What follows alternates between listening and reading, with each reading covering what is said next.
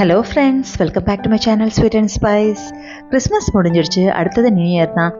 நார்மலாக கிறிஸ்மஸுக்கு எல்லோரும் பலகாரம் செஞ்சுருப்பாங்க. அப்படி முடியாதவங்க நிறைய பேர் நம்ம நியூ இயருக்கு செஞ்சுக்கலாம் அப்படின்னு சொல்லி பிளான் பண்ணியிருப்பீங்க. அதனால தான் நானும் உங்களுக்கு எல்லாருக்கும் பிடிச்ச மாதிரி ஒரு அச்சுமுறுக்கு ரெசிபி எவ்வளோ ஈஸியாக செய்யலாம் அப்படின்றத உங்களோட ஷேர் பண்ணிக்கணும்னு வந்திருக்கிறேன். வாங்க இப்போ நம்ம ரெசிபிக்குள்ளே போவோம். இந்த ரெசிபி செய்கிறதுக்கு ஒரு பாத்திரம் எடுத்துக்கோங்க. அதில் நான் 2 கப் அளவு அரிசிமா எடுத்துருக்கிறேன், 1 கப் மைதாமா எடுக்கிறேன், 1 கப் சர்க்கரை எடுத்து அதில் நான் 4 ஏலக்காய் போட்டு அதையும் பவுடர் பண்ணி இப்போ இதில் சேர்த்துருக்கேன். 1/4 ஸ்பூன் போல் உப்பும் போட்டிருக்கிறேன். போட்டுட்டு எல்லாத்தையும் நல்லா மிக்ஸ் பண்ணி விட்டுருங்க. இப்போ நான் தேங்காய் பால் எடுத்து வச்சுருக்கேன். தேங்காய் பால் கொஞ்சம் திக்காக இருக்கணும். இப்போ அதை 1 கப்பை விட்டு கொஞ்சம் கொஞ்சமாக போட்டு நம்ம மிக்ஸ் பண்ணுவோம். மீதி 1/2 கப் இருக்குது தேங்காய் பால், நான் அதையும் சேர்த்து விட்டுக்கிறேன். தேங்காய் பால் நீங்கள் விடைக்க நல்லா டேஸ்ட்டாக இருக்கும். பத்தாததுக்கு நீங்கள் தண்ணி விட்டுக்குங்க. தண்ணி விட்டுட்டு தோசை மாப்பதத்துக்கு நீங்கள் இப்போ அதை கரைச்சி எடுத்துக்கணும்.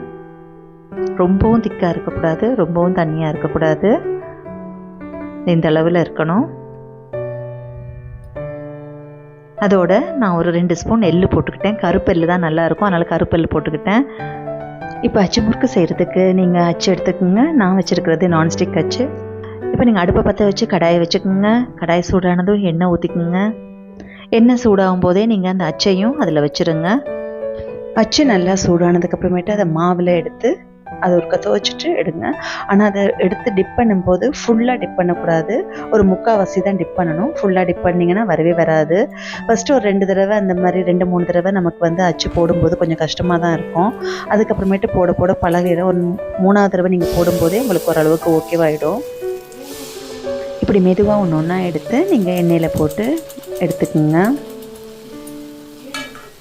இப்போ இவ்வளோ ஈஸியாக கலந்துருச்சு பார்த்தீங்களா? அது ஃபஸ்ட்டு ஒரு கொஞ்சம் அந்த மாதிரி தான் உங்களுக்கு வரும், அதுக்காக டென்ஷன் ஆகிடாதீங்க. இதை அப்படியே கொஞ்சம் கொஞ்சமாக திருப்பி போட்டு ஒரு பிஸ்கட் கலரில் வந்த உடனே நீங்கள் எடுத்துடுங்க. கொஞ்சம் கலராக இருந்து ரொம்ப கலர் ஆகிடுச்சு அப்படின்னு சொன்னால் கருத்த மாதிரி ஆகிடும். அதே மாதிரி நீங்கள் எடுக்கும்போது அது இலகுன மாதிரி இருக்கும், அது மாதிரி லூஸாக இருக்கும். லூஸாக இருந்தால் நீங்கள் ஆறின உடனே அது கிறிஸ்பி ஆகிடும், முறுமுறுப்பாக வந்துடும். அதே மாதிரி எண்ணெயாக இருக்கிற மாதிரியும் கூட இருக்கும். அதுக்கு நீங்கள் ஒரு தட்டில் ஒரு டிஷ்யூ பேப்பரை விரிச்சிட்டு அதுக்கு மேலே எல்லாத்தையும் அடுக்கிட்டிங்கன்னா அந்த எண்ணெயெல்லாம் அப்சர்வ் ஆகிடும். அதுக்கப்புறம் நீங்கள் எடுத்து நீங்கள் ஸ்டோர் பண்ணிக்கலாம் ஆற வச்சுட்டு. ஆனால் நீங்கள் தனியாக ஒரு ஆளாக நீங்கள் நின்று செய்கிறீங்கன்னா ஒன்றொன்னாவே போட்டுக்குங்க. ஒரு 2 பேர் உங்களுக்கு இன்னொரு ஆள் ஹெல்ப்புக்கு இருக்கிறாங்கன்னா 2 போட்டு ஒரே சட்டியில் 2ஐயும் போட்டுக்கலாம்.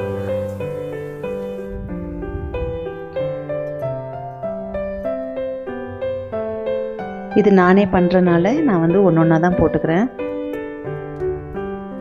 அதுமாதிரி பொரிச்சிட்டு இருக்கும்போது அந்த டாட்டாக விழுற மாவு எல்லாத்தையும் எடுத்துருங்க. இல்லாட்டி அந்த கருப்பாகி அந்த அச்சு முறுக்கில் ஒட்டிட்டு நிற்கும். நீங்கள் அந்த அச்சு முறுக்கை எண்ணெயில் போட்ட உடனே அந்த அச்சை வெளியில் எடுத்துடாதீங்க, அந்த எண்ணெயிலேயே இருக்கட்டும் அச்சு.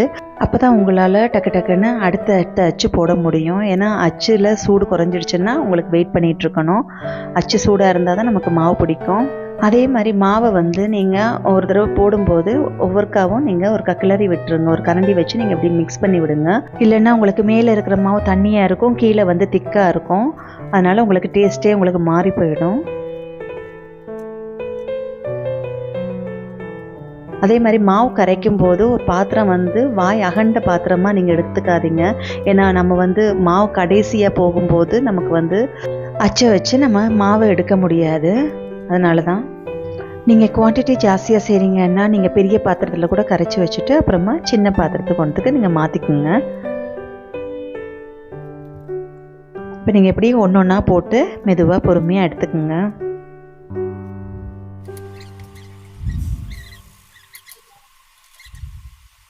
நார்மலாக அச்சு முறுக்கு செய்யும்போது எல்லோரும் முட்டையெல்லாம் போட்டு செய்வாங்க. அது எங்களுக்கு அது பிடிக்காது. ஏன்னா அது சில வேளை அந்த முட்டை கவுச்ச வருமோன்னு சொல்லிட்டு அதை நான் அவாய்ட் பண்ணுவேன்.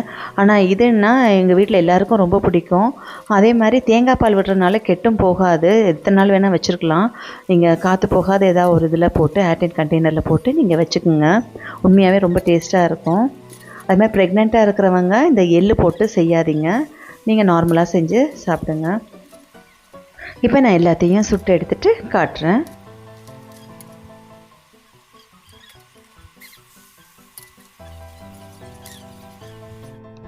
இதோ என்னுடைய அச்சு முறுக்கு ரெடி ஆகிடுச்சு.